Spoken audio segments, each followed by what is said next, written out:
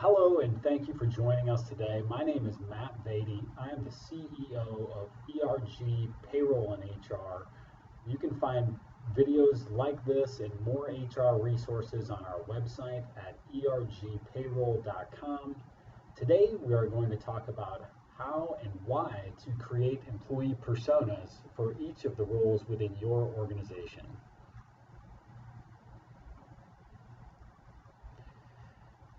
Why is this so important? I think this quote sums it up really well. If you aim at nothing, you will hit it every time. People waste so much time looking for the right person for their organization when they're really just hoping that the right person might find them. We post jobs, we use recruiters, we spend countless hours interviewing and screening, only to end up with no one, or even worse, to hire the wrong person to fill the role. If you don't know what you're looking for, how on earth are you going to find it? Waiting for the right fit to walk in the door is like aiming at nothing every time. So today we're going to talk about what are employee personas, how can you use these personas to improve and accentuate your hiring process, and how do you create personas. And you can get the free template of this presentation with the guide later on off of our website, ergpayroll.com, under free HR resources. So what is an employee persona?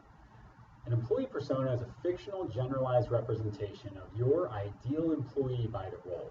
So this follows the same logic as marketing buyer personas. Any good marketing consultant will tell you to create a buyer or a client persona or an avatar so you can speak directly to your target audience when you are marketing your products or services. The same exact thing applies to recruiting. We have to imagine that our employment processes are a lot like our employment brand and treat them the same way that we do in marketing. The persona is used to help you understand your potential employees better and make it easier for you to tailor your recruiting approach, your messaging, and even your compensation package towards what is important to the right candidate for the role. The strongest personas are generally based on former employees or research that you have conducted. This can be A players that you've worked with in the past. This can be information that you find from friends or from other organizations that you're familiar with. And most roles will have multiple personas or variations. It is really important that you do not discriminate based on the persona that you've put in place. What is a negative persona? Well, a negative persona are exclusionary personas that represent the type of person you don't want as an employee. So when you look at the ideal employee, you also have to know the qualities that make up the type of person you don't want on the team. This could include people who have no experience in customer service if you're hiring for a customer service role, or they don't have a particular degree that's really important for an entry-level position, or maybe they just had multiple errors on their resume and it shows a lack of attention to detail in a role that requires a high level of attention to detail. You need to understand what the type of person looks like in their background that you don't want in the role. Oftentimes I've heard clients in the past where they've hired somebody who's gone through graduate school and has had a certain career path doing specific internships, and every time they hire that type of person, it hasn't worked out for them. So use those past experiences to tailor your approach and identify the type of person not only that you want in the role, but the type of person that might not be a good fit for the role. So how do we use personas? How do we use them to hire for success within our organization? The persona is going to be one step in a multi-step process of finding the right person for your team. This is used to help with the hiring process, but we want to have total alignment between what's actually being performed in the role, the job posting, where we post the job, performance management mechanisms, and the employee persona based on the type of individual who's going to be best fit for this. The value of personas is that they give you the opportunity to have a really targeted search. So this is one of the biggest mistakes I see people make in the hiring process. They post their jobs to job boards or to places where maybe that person that they're looking for isn't going. So for example, if you're looking for a software engineer, and software engineers traditionally don't hang out on LinkedIn all day unless they're actively looking for a job, then maybe you don't want to post it on LinkedIn. You might be looking for passive candidates, and you need to go to the groups or to the areas where you might be able to find that passive candidate.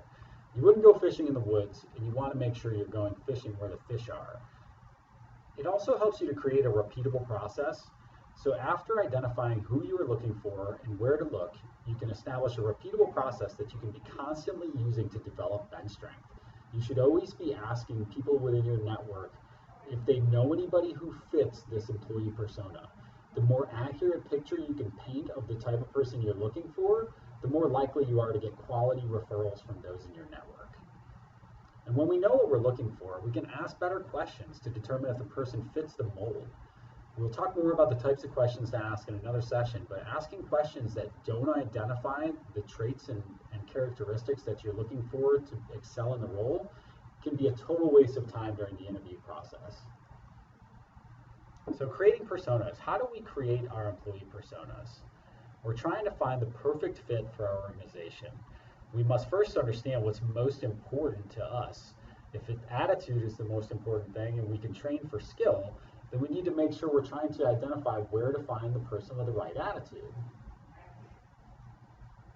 So the first step we want to take, and once again, you can find this on our website, you can download this template so you can complete the exercise on your own. Section 1 is who. So for this persona, we're looking at a customer service rep and we're asking ourselves, what type of background does this person have? What experiences do they have? Are we looking for somebody who has worked in the financial world or somebody who has experience with direct customer experience in the past or customer service experience in the past? Are we looking for somebody who's had a certain level of or at a certain stage in their career path where they're on a trajectory that's going to suit where we are with the role? Maybe this is a middle level role and you're looking for somebody who's got those 3 to 5 years under them. Are there particular industries that you've hired from in the past that you've had great success with?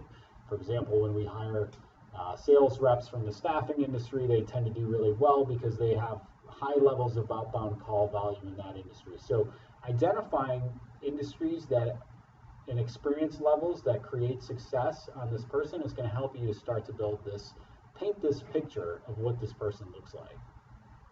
Next, you want to understand what are their characteristics, how do they act, what are their mannerisms, what type of personality does well in this role. So if you're hiring for an analyst level position, there are certain personalities that do really well with analyzing data and understanding trends and performing those types of tasks within your organization, whereas somebody who doesn't fit that personality type might not necessarily thrive in that role.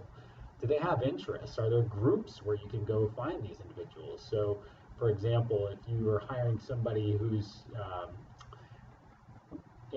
a software developer, we go back to that. Are there certain development groups? Are you looking for somebody that writes in a specific type of code that you can go and find them in a local meetup? And where do you find these people is really important because it's going to help to streamline your recruiting process, not only now, but in the future. Next, you really want to understand the what about this person. What are their goals? Do they have primary goals? Are they goal-oriented individuals? Where do they see themselves in their career 3-5 years down the road? Are you able to offer those things? Are there things that are important to them, like working from home or certain benefit packages or career advancement? You need to understand and have a clear picture in your mind of what's going to be important to this person, what type of goals they have. And if you don't know, then go and find somebody who fits your mold of the ideal employee and interview them and ask them what's important and ask them what's important to the other people that they work around that are really good at it. So we work with a lot of small businesses, and oftentimes we'll go do research at larger companies to ask them where they have packs of individuals that work in these particular roles to say, hey, what's important to you? What makes you thrive? What makes you care about this job and stay? And that dovetails nicely into the next piece. What are their motivations? Do they have specific influencers in their lives? Are there seminars or educational things that they care about? What stage of their life are they in? Is family their number one priority? Are they earlier in their career where they want to have spending money and flexible time available to them? You need to understand what it is that this individual cares about so that you can tailor your approach and meet them where they are. And then finally, we ask the why behind this individual. Are there communities, are there networks where you can find them? Give a great example of a client we were working with where we're looking for somebody entry level. We determined the exact path that they might have worked through at the local university, and determine, what major they would have had, what type of groups they would have been a part of, even could visualize 2 or 3 people that had hired in the past that fit this mold. And so where are we going to go and find this person? Well, let's go to the department head of the university for the finance department, which is where they were looking for these individuals, and then find out what groups, what networks, interview them for half an hour. And that saves us hours and hours and hours of just blindly posting ads on Indeed.com and hoping that the best person is going to find us.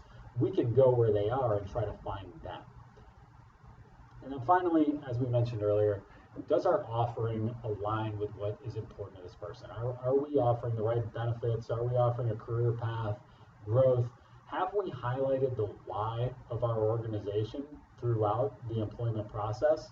So does somebody understand that they're going to make an impact when they start with our organization? For example, here at ERG, our why is very simple. We want to serve the community. We donate 3% of all revenue to local nonprofits, and we volunteer together as a team regularly. And so our employees get to see the impact that they make in the community, and it becomes part of our employee persona, part of our interview process.